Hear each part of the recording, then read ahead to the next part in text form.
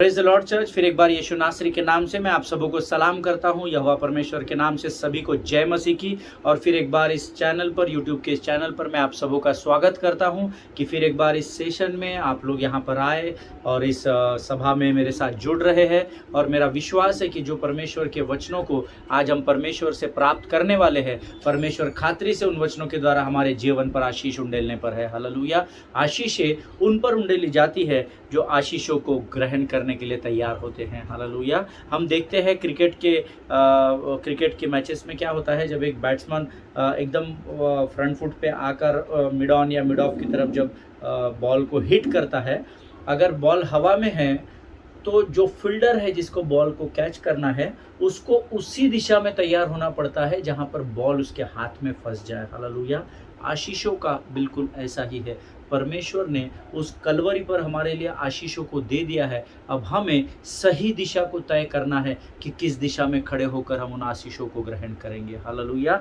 हमने पिछले सेशन में एक नया अध्ययन को शुरू किया है, मिजरी और मिशन, है ना, कष्ट या लक्ष्य, इसके ऊपर हम अध्ययन कर रहे हैं। आप आपके जीवन में कष्टों को लेना चाहते हैं या उन कष्टों से निकलकर अपने लक्ष्य की ओर बढ़ना चाहते हैं, इस विषय पर हम अध्ययन कर रहे हैं। और उसके लिए हमने मनन के लिए जो अध्ययन के लिए हमने जो भाग चुना है वो प्रेरितों के काम, उसका 26 अध्याय और उसका 27 अध्याय और उसका 28 अध्याय, इन पर हम मनन कर रहे हैं। और मैंने आपको इसके पहले होमवर्क दिया था कि आप इन तीनों अध्यायों को ज़रूर पढ़ना। मैं नहीं जानता किसने पढ़ा किसने नहीं पढ़ा, पर मेरा विश्वास है जिन्होंने पढ़ा उन्होंने खातरी से परमेश्वर के वचनों के द्वारा आशीष को प्राप्त किया है। हालेलुया। सो प्रियो, आज फिर एक बार हम इस दूसरे सेशन में बढ़ रहे हैं, लेकिन रोज़ के नाई हम इससे पहले कि हम अपने अध्ययन की ओर बढ़े, क्यों ना इस समय हम अपने पवित्र शास्त्र निकालेंगे और भजन संहिता 134 पढ़ेंगे, उसका 1, 2 और 3 कंप्लीट भजन संहिता को हम पढ़ेंगे। भजन संहिता साम्स 134 वर्सेस 1, 2 और 3 को हम पढ़ेंगे। और वचन कहता है, हे यहोवा के सब सेवकों सुनो, तुम जो रात रात को यहोवा के भवन में खड़े रहते हो, यहोवा को धन्य कहो। अपने हाथ पवित्र स्थान में उठाकर यहोवा को धन्य कहो। यहोवा जो आकाश और पृथ्वी का करता है, वह सिय्योन में से तुझे आशीष देवे। हालेलुया। प्रभु इन पढ़े हुए वचनों पर हम में से हर एक को आशीष दे। जब मैं इस पर मनन कर रहा था, मैंने प्रभु से कहा कि रात रात को हम यहोवा के भवन में कहाँ खड़े रहते हैं। आमीन। सो जब मैं प्रभु से इस वचन पर बातें कर रहा था या प्रभु की वाणी को सुनने का प्रयत्न कर रहा था, परमेश्वर की वाणी मेरे मुझ तक पवित्र आत्मा के द्वारा पहुंची। और प्रभु ने कहा, जब मेरा सेवक या मेरे लोग जब वचनों को पढ़ते हैं तो वो शब्द को शब्द से मिलाने की कोशिश करते हैं, परंतु मैं जैसे वचन के द्वारा, लोगोस वचन के द्वारा बात करता हूँ, वैसे ही मैं प्रकाशनों को देकर भी बात करता हूँ। हालेलुया। और मुझे समझ में नहीं आया यार, मैंने प्रभु से पूछा, प्रभु तू मुझे सरल भाषा में बता, मैं इतना ज्ञानी नहीं हूँ कि तेरी इतनी भेद की बातों को अपनी बुद्धि और अपने ज्ञान के द्वारा समझ सकूँ। आमीन। सो प्रभु ने मुझे बताया, हे यहोवा के सब सेवकों, पहली बात तो सुनो, सुनना बहुत ज़रूरी है। आमीन। हम लोग सुन रहे हैं पर शरीर के कानों से सुन रहे हैं, पर आत्मा की कानों से सुनना बहुत ज़रूरी है।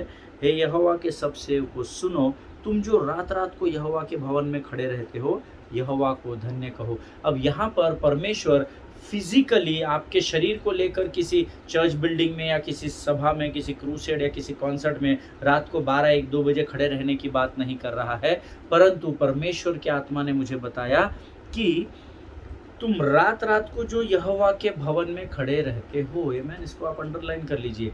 यहोवा का भवन कौन सा है? परमेश्वर का मंदिर कौन सा है? परमेश्वर का मंदिर आपका शरीर है। हालेलुया। सो प्रभु ने मुझे कहा, रात को भी जब तू अपने बिछौने पर पड़ा होता है, या रात को तू जो कुछ भी अपने घर में तू अध्ययन कर रहा है, मनन कर रहा है, या जो कुछ भी तू कर रहा है, तू ये हर बार स्मरण रखना कि हर स्थान पर मैं तेरे साथ हूँ, क्योंकि मैंने तेरे शरीर को अपना मंदिर कहकर चुना है। इसलिए चाहे रात हो, चाहे दिन हो, चाहे सुबह का दूसरा प्रहर हो, तीसरा प्रहर हो, चौथा प्रहर हो, हर समय तू मुझे धन्यवाद कहा कर। हालेलुया। प्रियो, हमारा जीवन ही परमेश्वर ने इसलिए रचा है कि हम सुबह, शाम, दिन और रात लगातार परमेश्वर का गुणानुवाद करते रहे। हालेलुया। प्रभु में मेरे एक मित्र हैं पास्टर मोजेस, जो एमपी से आते हैं, मध्य प्रदेश कटनी जिले से आते हैं, और उनका एक गीत मुझे बहुत पसंद आता है, सुबह हो या शाम लेना प्रभु का नाम। हालेलुया। कहते जाना तुम यीशु यीशु नाम। आमीन। प्रियो, दिन रहे रात रहे, लगातार हमको परमेश्वर की आराधना करने की ज़रूरत है। हालेलुया। आइए इस समय हम अपनी आंखों को बंद करेंगे और हम परमेश्वर के सामने अपने आप को नम्र और दीन करेंगे। आइए हम दुआ करें। खुदावंद प्रभु यीशु नासरी के नाम से फिर एक बार इस सुंदर और पवित्र दिन के लिए तुझे धन्यवाद देते हैं प्रभु। परमेश्वर पिता, तू इस सेशन में भी हमारे साथ तेरे वचनों के द्वारा सीधे बात करने के लिए तैयार है, इसलिए हम तुझे धन्यवाद देते हैं प्रभु। तू हमें तैयार कर राजा। परमेश्वर पिता, शक्ति, सामर्थ, बुद्धि, समझ और ज्ञान से भरकर तैयार कर राजा। मैं अपने लोगों के लिए जो इसको इन वचनों को सुन रहे हैं, देख रहे हैं, मैं उनके लिए भी प्रार्थना करता हूँ राजा। तू उन्हें भी स्वर्ग की बुद्धि और ज्ञान से भर, ताकि जब वह तेरी वाणी को सुने राजा, तो उनके जीवन में वो तेरी महिमा को देखने वाले हो सके प्रभु जी। परमेश्वर पिता, शैतान की हर एक युक्ति योजनाओं को हम अपने जीवन से खदेड़ते हैं, यीशु के लहू में अपने आप को सुरक्षित करते हैं, और इस विनती को धन्यवाद के साथ यीशु नासरी के नाम से मांगते हैं। सुन और बड़ी दया से ग्रहण कर। आमीन आमीन। हालेलुया। सो प्रियो, कल हमने इसके पहले के सेशन में हमने कुछ बातों को देखा था, जिसमें मैंने आपको बताया कि किस प्रकार से अग्रिप्पा राजा ने पौलुस को रोम जाने के लिए कहा था, और कैसे एक सूबेदार ने उसको इटली जाने वाले जहाज पर चढ़ा दिया, और फिर वो जहाज जब समुंदर से तूफान से होकर इटली जाने लगा, तो ये अपना रास्ता भटक कर कैसे वो जहाज किसी और डायरेक्शन में चला गया, और इटली जाने के बजाय वो क्रेते से होते हुए, और फिर समुंदर और आंधी समुंदर में तूफान इतना भयंकर आया कि उनका जहाज ही टूट गया। आमीन। और बंदियों को किस प्रकार से सैनिकों ने ये सोचा कि इनको मार डाले, नहीं तो ये ज़मीन पर पहुंच जाएंगे, तैर कर निकल जाएंगे, लेकिन उससे पहले किस प्रकार अद्भुत रीति से सूबेदार ने पौलुस को बचाने की मंशा से ये कहा कि तुम में से जितने लोग तैर सकते हो, जल्द से जल्द पानी में कूदो और तैर कर तुम किनारे लग जाओ। हालेलुया। यहाँ तक कल हमने अध्ययन किया था कि किस प्रकार से पौलुस के ऊपर रखे गए अभिषेक और अनुग्रह के द्वारा बाकी सबको के भी प्राण बचाए गए। हालेलुया। प्रियो, आज हम उसके आगे के अध्ययन में जा रहे हैं। कल जब हमने खत्म किया था, तब मैंने प्रेरितों के काम उसका 28 अध्याय उसके 1 और 2 वचनों को पढ़ा था, कि जब ये लोग पानी में कूद कर, पानी से तैरते हुए, जब ये जिधर उनको रास्ता मिला उधर गए, और ये जिस स्थान पर पहुँचे, वचन कहता है, प्रेरितों के काम उसका 28 अध्याय उसके 1 और 2 वचन हम पढ़ेंगे। The book of Acts chapter 28 and versus 1 and 2। और वचन कहता है, जब हम बच निकले तो पता चला कि यह द्वीप माल्टा कहलाता है। वहाँ के निवासियों ने हम पर अनोखी कृपा की, क्योंकि मेह बरसने के कारण ठंड थी, इसलिए उन्होंने आग सुलगा कर हम सबको ठहराया। हालेलुया। परमेश्वर इन पढ़े हुए वचनों पर हम में से हर एक को आशीष दे। प्रियो, वचन यहाँ पर कहता है कि जब ये पानी में कूदे और तैरते हुए, क्योंकि तूफान था, तो हम जानते हैं तूफान में, आप, मुझे पता नहीं आप लोगों में से कितने लोगों ने समुंदर में अंदर आप गए हैं पानी का मज़ा आनंद उठाने के लिए या स्विमिंग करने के लिए, लेकिन जब लहर आती है ना, तो लहर आपको फेंक देती है अपोजिट डायरेक्शन में। आमीन।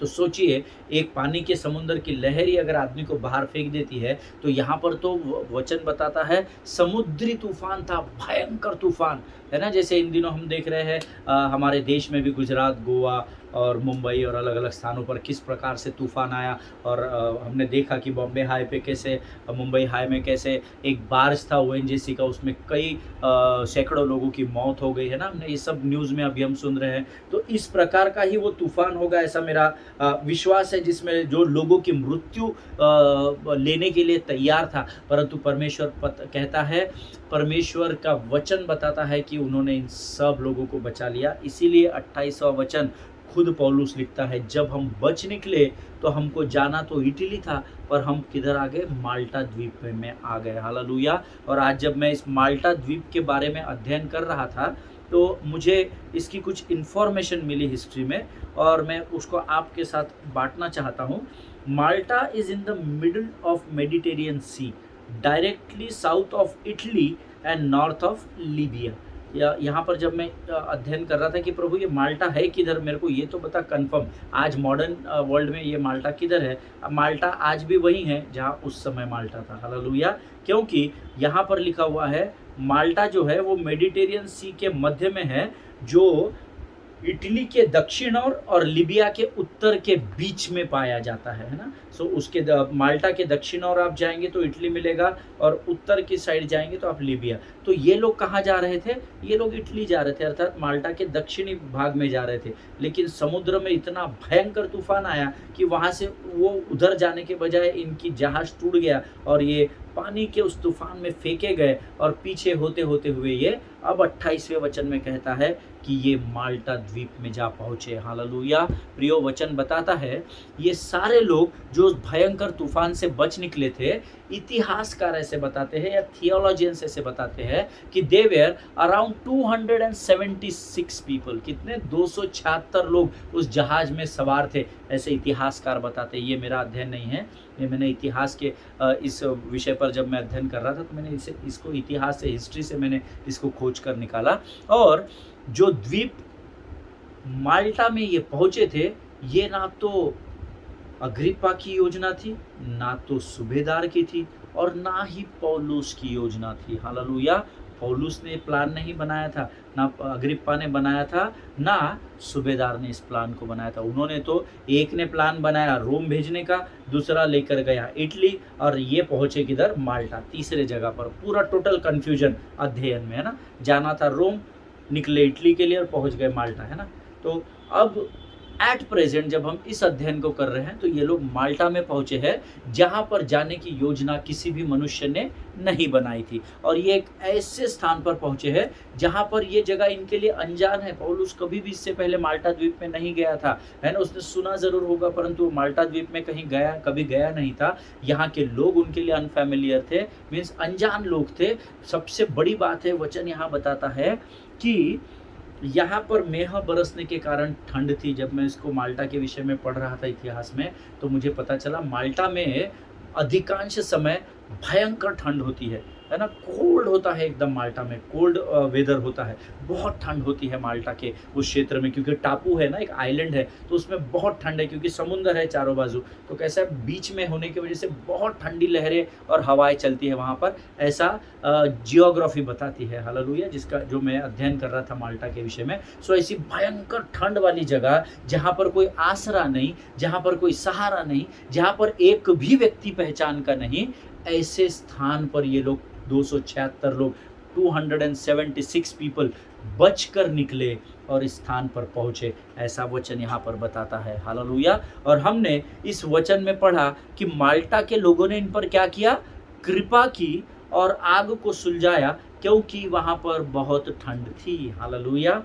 प्रभु का धन्यवाद हो कि ये 276 लोग, एक भी व्यक्ति मृत्यु को नहीं मिला। हालेलुया। पता नहीं शैतान ने समुद्र में कितनी कोशिश की, तूफान में पौलुस को डुबाने की कोशिश की। तूफान में पौलुस भारी पड़ रहा था उस तूफान पर, इसीलिए उसने जहाज को तोड़ दिया ताकि एटलीस्ट अब तो पौलुस मर जाए, और बहुत सारी कोशिश की। पर देखिए, पौलुस का अभिषेक और अनुग्रह इतना अधिक था कि पौलुस की उस छत्र छाया में एक भी व्यक्ति मृत्यु तक नहीं पहुंचा। हालेलुया। आज आप जिस स्थान पर है, परमेश्वर ने आपको अभिषेक और अनुग्रह से भरा है प्रियो। हालेलुया।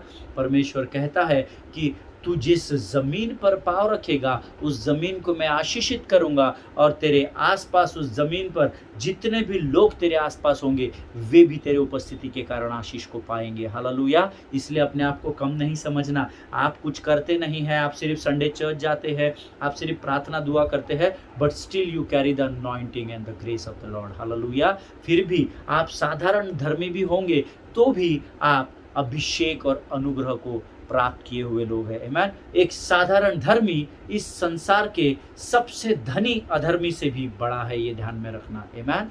अगर आप अपने आप को साधारण मानते हैं, हमारे से कुछ नहीं हो सकता, हम सिर्फ प्रार्थना करेंगे और उद्धार पाए हुए हैं, अगर आप अपने आप को इतना भी मानते हैं ना, तो भी बहुत है, क्योंकि जो यीशु में विश्वास नहीं करता, ऐसा संसार का सबसे धनी व्यक्ति जो होगा, उससे अधिक अभिषेक और अनुग्रह आपको परमेश्वर ने दिया है। हालेलुया। जिनके सुनने के कान हो वो सुन ले। अपने बारे में नकारात्मक बोलना बंद कीजिए, अपने बारे में नकारात्मक सोचना बंद कीजिए, है ना। आनंद से यहोवा की भरपूरी में अपने जीवन को बिताना आरंभ करें। मैं जैसे पौलुस ने तूफान का भी सामना किया, जहाज टूट भी गया, फिर भी तैरते तैरते माल्टा द्वीप तक आ गया। और प्रभु का धन्यवाद हो, जहाँ पर कोई भी आदमी उनके पहचान का नहीं था, वो किसी को नहीं जानते थे, ठंड में कुड़कुड़ कुड़कुड़ कुड़कुड़ कर रहे होंगे, पता नहीं हाथ पांव काम कांप रहे होंगे, जैसे तैसे किनारे पर आए होंगे, लेटते रेटते कैसा तो भी थोड़ा सा पानी से बाहर हुए होंगे। और वचन कहता है कि यहाँ पर निवासियों ने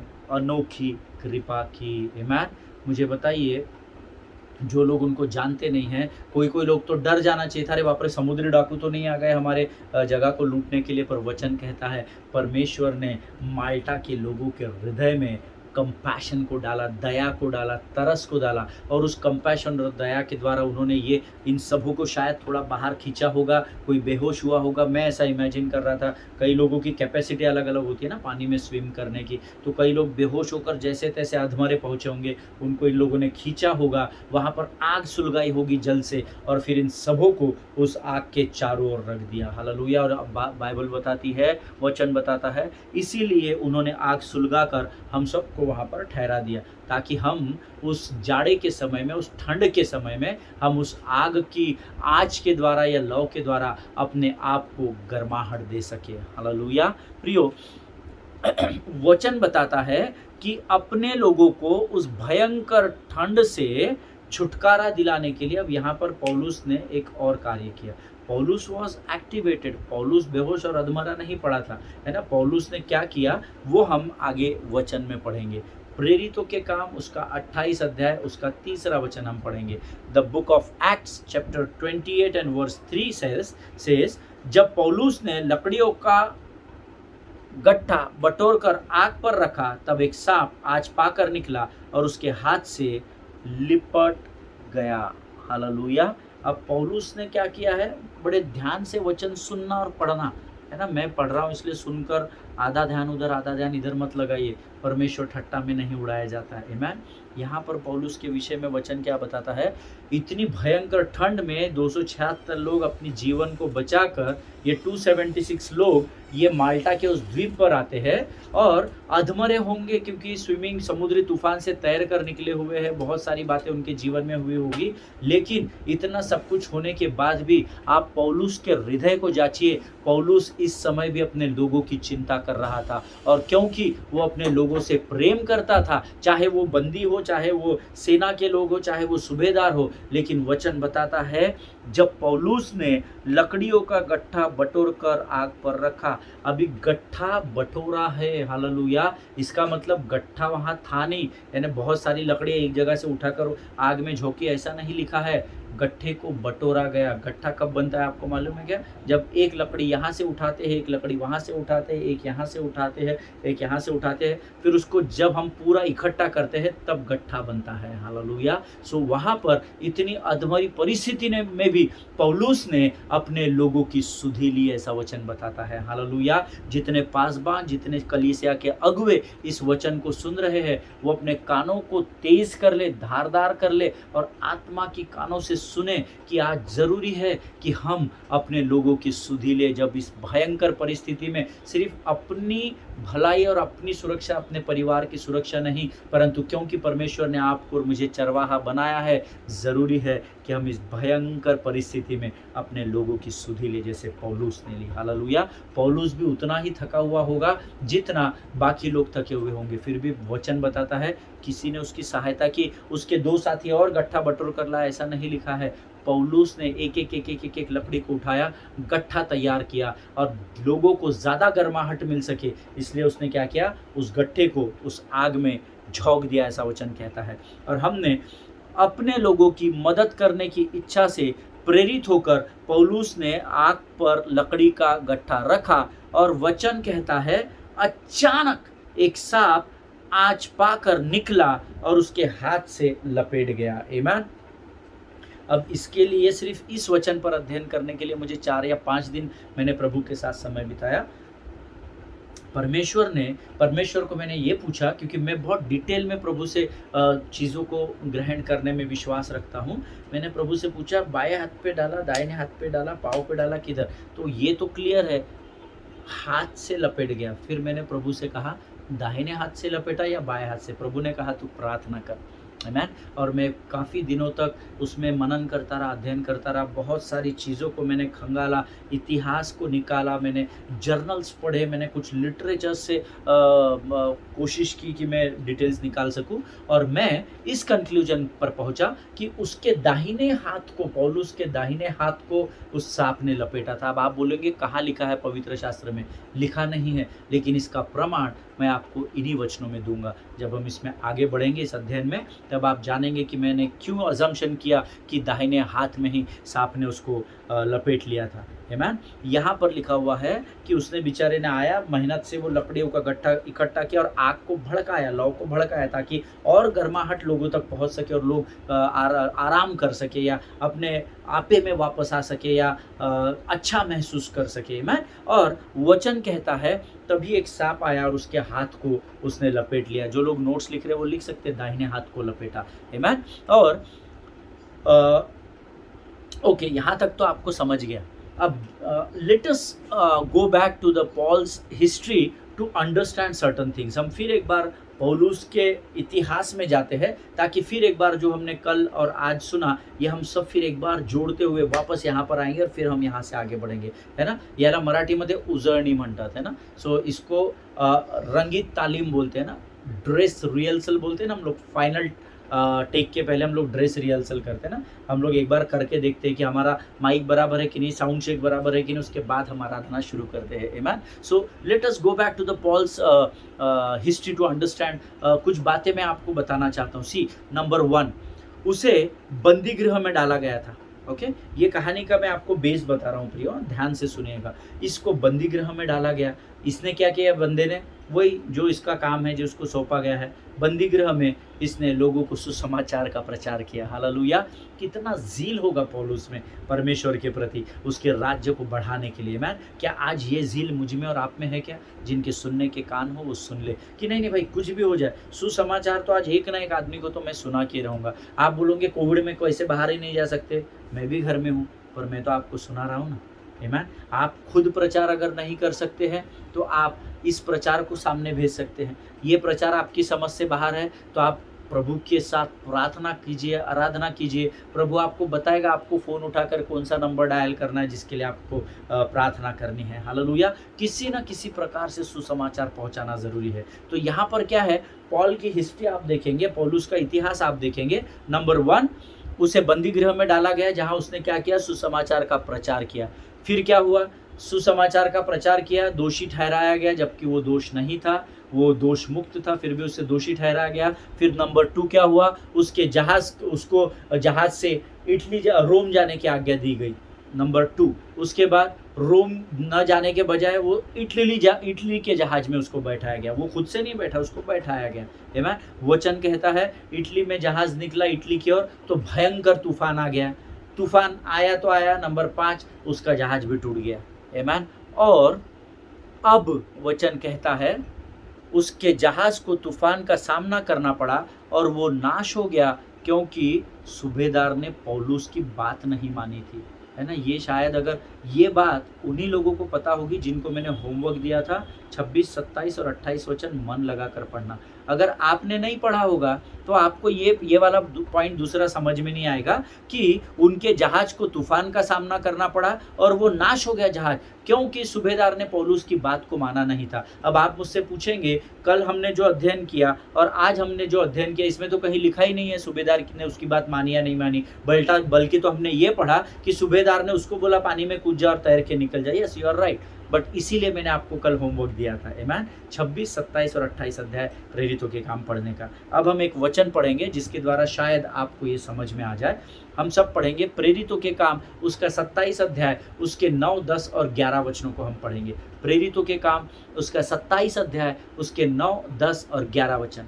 और वचन कहता है, the book of Acts chapter 27 and versus 9, 10 and 11 says, मैं बीच में से पढ़ रहा हूँ, अतः पौलुस ने उन्हें यह कहकर समझाया, हे सज्जनों, मुझे ऐसा जान पड़ता है कि इस यात्रा में विपत्ति और बहुत हानि न केवल माल और जहाज की वरन हमारे प्राणों की भी होने वाली है। परंतु सूबेदार ने पौलुस की बातों से कप्तान और जहाज के स्वामी की बातों को बढ़कर माना। हालेलुया। परमेश्वर इन बातों को पढ़ने और इन बातों को समझने के लिए आपकी सहायता और आपकी मदद करे प्रियो। हालेलुया। इसीलिए मैंने आपको कहा था कि आप अध्ययन ज़रूर करना। जिन्होंने कल ये पढ़ा होगा ना, उनको आज ये बात समझ में आ रही होगी। आमीन। यहाँ पर क्या हुआ था, परमेश्वर ने पौलुस को उभारा होगा और पौलुस ने उनसे ये कहा कि हे सज्जनों, मुझे ऐसा जान पड़ता है। अर्थात पौलुस का ये पर्सनल ओपिनियन था, खुद की समझ थी, जो परमेश्वर ने अनुग्रह के रूप से उसके अंदर डाली थी, कि इस यात्रा में विपत्ति और बहुत हानि न केवल माल और जहाज की वरन हमारे प्राणों की भी होने वाली है। हालेलुया। परंतु सूबेदार ने पौलुस की बातों से ज्यादा कप्तान और जहाज के मालिक अर्थात स्वामी की बातों को ज़्यादा महत्व दिया। इसीलिए मैंने आपसे कहा कि सूबेदार ने पौलुस की बात मानी नहीं थी। अगर वहाँ पर पौलुस की बात सूबेदार मानता तो इतना ये सर्कस होती ही नहीं थी। आमीन। ये पानी में कूदना, तैरना, ठंड होना, सांप लपेटना। परंतु आप जानते हैं कि जो धर्मी कहलाते हैं, अर्थात आप और अर्थात मैं, मुझे घमंड है, मुझे गर्व है, मैं धर्मी कहलाता हूँ। मेरे अच्छे कामों से नहीं, परमेश्वर की धार्मिकता के द्वारा मुझे धर्मी कहा जाता है। हालेलुया। सो प्रियो, आप और मैं जो धर्मी कहलाते हैं, वचन, इस वचन के द्वारा परमेश्वर हमको बताना चाहता है कि कई बार परमेश्वर हमें कुछ बातों को बताता है जो हमको लोगों तक पहुंचानी है, पर हम हिचकिचाते हैं, हम हेजिटेट हो जाते हैं। बॉस, इसको मैं ऐसा बोलूँगा, इसको बुरा तो नहीं लगेगा, कल से ये मेरे को बात करना तो बंद नहीं कर देगा। मैं अगर ये कीबोर्डिस्ट को बताऊंगा, नहीं नहीं यू आर प्लेइंग रॉन्ग, अगर मैं ये वोकलिस्ट को बताऊंगा कि नहीं तू टेनर या तू सुप्रानो में लेवल में बराबर गा नहीं रहा है, सिंक्रोनाइज नहीं हो रहा है, तो ये बुरा तो नहीं मान जाएंगे, ये कल से मेरा बैंड क्विट तो नहीं कर देंगे। बट पौलुस को परमेश्वर ने जो बताया, ना उसने सूबेदार की चिंता की, ना उसने जहाज के मालिक की चिंता की, और वचन हमको यहाँ पर बताता है कि ना ही उसने कप्तान की, कैप्टन की चिंता की। हालेलुया। उसको जो दिया गया था उसने सेंत में उन लोगों तक पहुंचाया। अब उन्होंने उस बात को नहीं माना, दैट इज देयर कॉल। हालेलुया। कई बार आपको जब प्रभु कुछ बातें दूसरों के विषय में बताता है, बिंदास तो उनको बताइए, बिंदास, है ना। परमेश्वर को पूछे, प्रभु प्रार्थना में मैं मुझे बता प्रभु कि मैं किस प्रकार से इस भाई या बहन तक इस बात को पहुंचाऊं। आमीन। मैं विश्वास दिलाता हूं परमेश्वर आपके लिए मार्गों को खोल देगा। हालेलुया। यहाँ पर पौलुस ने उन्हें समझाया कि बाबा सिर्फ अपने जहाज के अंदर का सामान का नुकसान नहीं होगा, जहाज भी टूट जाएगा और हो सकता है हमारी भी प्राणों को हमको त्यागना पड़े या मृत्यु हमें निगल ले, ये सब उसको समझाया। पर सूबेदार ने पौलुस की आवाज़ को दबाकर जहाज के स्वामी अर्थात the owner of the ship and the captain, जो जहाज का कैप्टन था, उनकी बातों को अधिक महत्व दिया। उन्होंने शायद बोला होगा, ये पगला पौलुस इसको क्या समझता है ना, हम इतने साल से मैं कैप्टन हूँ, 15-20 साल से मैं इतना बड़ा 300 लोगों का जहाज चला रहा हूँ। ओनर ने शायद सूबेदार को बोला रहा है, ये पगले को, ये तो खुद कह दिया, इसको क्या मालूम, ये अपने को शायद कुछ इसका और योजना होगी यहाँ से भागने की या कुछ होगी, तो ये इसको क्या मालूम, मेरे पास 50 जहाज़ है, मुझे वेदर का ज़्यादा अंदाज़ा है, मुझे समुंदर की ज़्यादा मालूमात है, ऐसा कुछ बोला होगा, ऐसा मैं इमेजिन कर रहा था। और फिर सूबेदार ने क्या किया, उनकी बातों से कन्विंस होकर इसकी बात को तुच्छ जाना। हालेलुया। प्रियो, हमको इस बात को समझना बहुत बहुत बहुत बहुत बहुत ज़रूरी है। हालेलुया। अगर आप इन बातों को नहीं समझेंगे तो आने वाले समय में हमको परमेश्वर को इसका जवाब देना पड़ेगा। हालेलुया। जो कुछ भी प्रभु अंदर डालता है, बिंदास आप उस भाई या उस बहन तक पहुंचा दीजिए। आमीन। प्रियो, मेरा विश्वास है आज जिस वचन को, जिन बातों को हमने सुना है, प्रेरितों 28:1-2 और प्रेरितों 28:3, है ना, हमने इन वचनों को पढ़ा। फिर हमने पढ़ा प्रेरितों 27:9, 10 और 11। आमीन। और मेरा विश्वास है धीरे धीरे बातें आपको कनेक्ट हो रही है और तीसरे सेशन में हम और गहराई में जाएंगे समुंदर की। हालेलुया।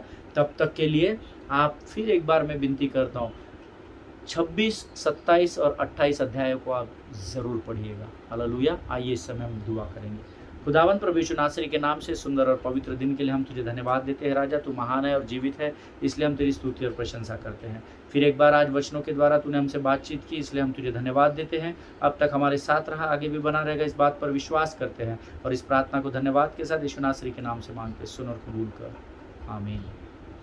हालेलुया।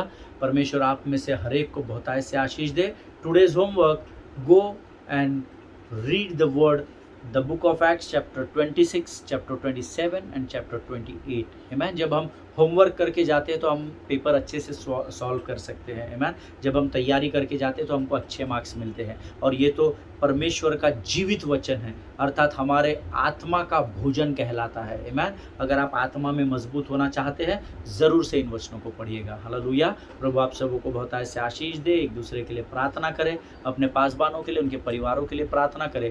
हम फिर एक बार तीसरे सेशन में मिलेंगे। तब तक स्वस्थ बने रहे और सुरक्षित बने रहे। प्रभु आप सबों को आशीष दे। God bless you all.